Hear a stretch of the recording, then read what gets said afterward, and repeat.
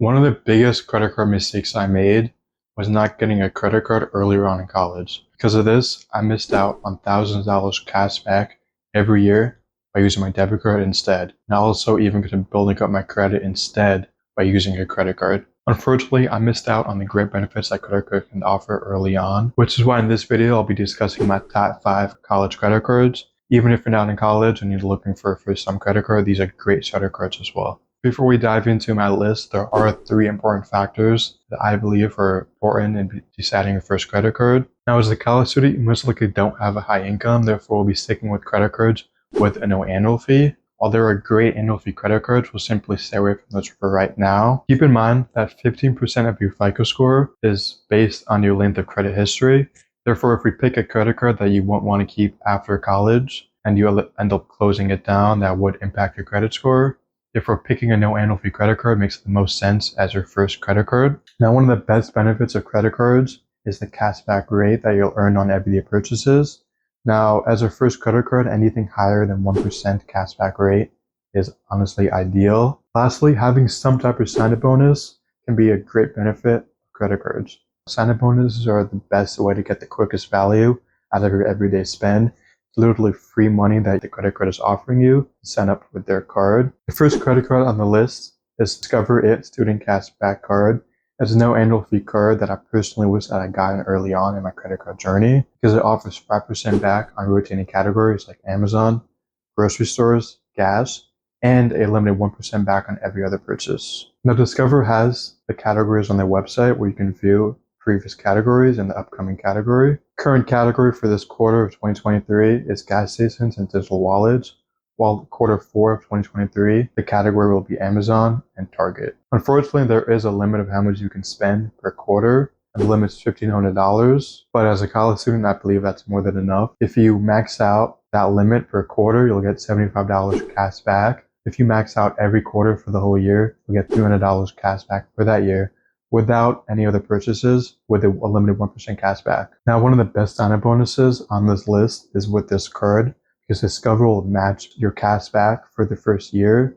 Therefore, any cash back you earn within the first year will double. Therefore, you'll get 10% cash back on rotating categories for the first year and a limited 2% cash back on all purchases. Therefore, with that sign-up bonus, if we spend $1,500 and max it out each quarter per category, you'll get $150 per quarter and $600 cash back for the whole year. And that's with any other purchases without the limited 2% cash back. Now, to apply for this card, Discover does recommend new to fair credit. They do have a pre-approval tool on their website where you can fill out basic information, find out if you're pre-approved without a risk to your credit. Now, this card is very powerful. The match back within the first year is definitely worth it. Discover doesn't make you spend an X amount of money to get the sign-up bonus, but in my opinion, this is better for college students who don't have a high income and aren't spending a lot of money. Whatever sign-up bonus you get within the first year is all dependent on you and how much you're spending. Discover also has another student credit card called the Discover It Student Crime Credit Card. This card offers 2% cash back on restaurants and gas stations on up to $1,000 per quarter and limited 1% cash back on everything else. Discover also has the same sign-up bonus for this card, which will match your cash back after the first year. Therefore, that 2% turns into 4% on restaurants and gas stations, and a limited 2% on everything else. While both cards are absolutely great for college students looking for their first credit card, I believe the Student It Cash Card is a better option just because of the rotating 10% cashback category for the first year. Now, for someone who tends to spend more on gas or restaurants, then the Crow might be a better option with a 4% cashback on those categories. However, both cards offer a limited 2% cashback within the first year, which is a lot better than the other student credit cards out there. Next up, we have the Chase Freedom Rise credit card. This card is no annual fee credit card with a limited 1.5% cash back on all purchases. And they're also offering 5% cash back on Lyft rides through March 31st, 2025. Now, this card is ideal for those with new credit. However, your chances increase of getting approved for this card if you have a Chase checking account with at least $250 before applying for the credit card. Chase also offers $25 statement credit if you set up automatic payments within the first 3 months of account opening. Unfortunately, this card is lacking a sign-up bonus. Now, there are other Chase credit cards that have a sign-up bonus as of right now, like the Chase Freedom Unlimited or the Flex. They do require a credit score of a 690 above and 1 year of credit history. Now, if you have either one of those, I highly recommend you apply for those cards instead. Keep in mind that those cards are harder to get approved for, since credit score is the only factor that they're looking for. Now, one of the best benefits of this card is being introduced into the Chase ecosystem early on. Chase has some of the best credit cards in the game right now. Getting this card will just help build a relationship with Chase. Adding Chase cards early on in your credit card portfolio is beneficial because of the Chase 524 rule, which states you cannot have opened 5 or more personal credit cards within the past 24 months. Otherwise, Chase will deny you for your next credit card. If you're not interested in getting a bunch of credit cards and just generally want a few credit cards, then this card might not be the best for you. While it is a good starter card, there are other credit cards with better sign-up bonuses and better cashback rates like the Discover card, but this card is a great starter card to start off with if you're looking for a limited 1.5% cash back on all purchases and to get into the Chase ecosystem, which can offer a tons of benefits later on down in the line. Card number 3 is the no annual fee Capital One Savor One student credit card. This is a great option if you're looking for a credit card with no foreign transaction fees. This card is great if you spend a ton on restaurants and grocery stores because it earns 3% cash back on those categories, with additional 3% cash back on popular streaming services and entertainment, and a limited 1% cash back on everything else. Fortunately, the grocery store category does exclude superstores like Walmart and Target. The Savor One also offers 10% cash back on Uber and Uber Eats, and a complimentary Uber One membership through statement credits until November 14th, 2024. 10% cash back on Uber and Uber Eats is absolutely insane for a credit card to offer that, even in any category. Now, this would have been great for me back in college when I was stuck on campus without a car and Ubering food once in a while. That cash back I would have earned within those 3 years would have been great. This card is also offering 8% cash back on Capital One entertainment purchases and 5% cash back on hotels and rentals booked through the Capital One travel portal. As of right now of this recording, Capital One is offering a $50 cash sign-up bonus if you spend $100 within the first 3 months of account opening. Now, that is a fairly small sign-up bonus compared to other credit cards, but since this card is designed for college students, I believe that is very reasonable. And that $50 in cash back is from money that you're already going to spend, which I think this is obviously a great mini sign-up bonus. Capital One recommends you have a credit score of a 630 to a 689 when applying for this credit card. Now, they do have a pre-approval tool on their website where you can check it out and see if you're pre-approved for the card. Overall, this is a great no annual fee credit card, and with that 10% cash back on Uber and Uber Eats, makes this card one of the best annual fee credit cards out there right now. Another great Capital One credit card for students is the Capital One QuickSilver Rewards. This card is offering a limited 1.5% cash back on all purchases and a no annual fee. Now, this card is fairly similar to the Savor One because it also offers 10% cash back on Uber and Uber Eats through November 2024 and 5% cash back on hotels and rentals booked through Capital One travel portal. This card also has exactly the same sign-up bonus as the Savor One. If you spend $100 within the first 3 months, Capital One will give you $50 cash back as a sign-up bonus. Now, both the Capital One QuickSilver and Savor One are both great college student credit cards. If you were to pick one, I believe it all depends on your personal spend-on habits. For someone who tends to spend more on grocery and restaurants, the Savor One with a 3% cash back on those categories would be ideal. However, you will be missing out on the 1.5% cash back on everything else that the QuickSilver offers. So far, I've given 4 great credit cards for college students looking for their first starter card.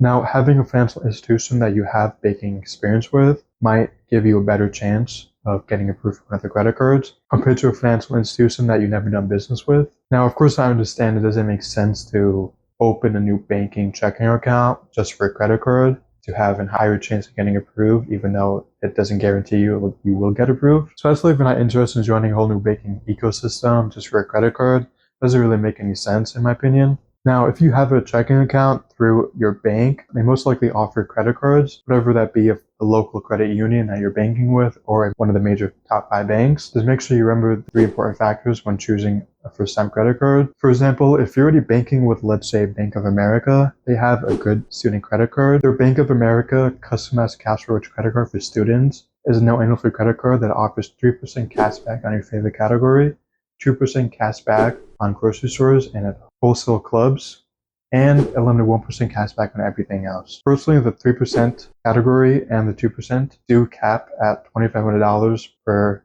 quarter. Now, Bank of America lets you pick what 3% category you want. The categories are gas and EV charging stations, online shopping, including cable, internet, and phone plans, and streaming, dining, travel, drugstores, and pharmacies, or home improvement and furnishings. Now, Bank of America is offering a pretty good sign bonus for this card. They're offering $200 cash back if you spend $1,000 within the first 90 days of account opening. I applied for my first credit card back in my last year of college through my bank that I was already checking with. That was TD Bank, and I applied for their TD Cash card. And I was instantly approved for a $1,500 credit limit, and I was able to double that to $2,000 after 6 months of paying off the card every month. I was able to set up a banking relationship with TD Bank, and I was able to get my first credit card with them, and was also able to increase my credit limit only after 6 months of having my first credit card. Now, students tend to have lower credit limits because they don't have a high income. They don't really have any credit history, therefore there's a risk when the bank gives you